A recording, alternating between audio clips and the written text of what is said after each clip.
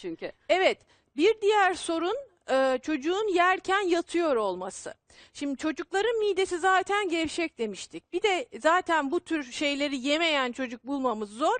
İlla ki bu tür kötü beslenme haftada bir de olsa Var. yapılıyor. Bütün evlerde var, Ve evet. şu anda 3 çocuktan birisi reflü teşhisi almış durumda. O yüzden yani benim çocuğumda yok diye bunları göz ardı etmeyelim. Her çocuğun uygulaması Evet, gereken bir şey. yatarak da doğru değil dediniz. Yatarak beslemek doğru değil ve çocuğun yedikten sonra yatması da doğru değil. Ne kadar ara versinler? En az 3 saat. En az 3 2,5-3 saat. En kötü yapılan yanlış çocuğu gece süt içirerek yatırmak.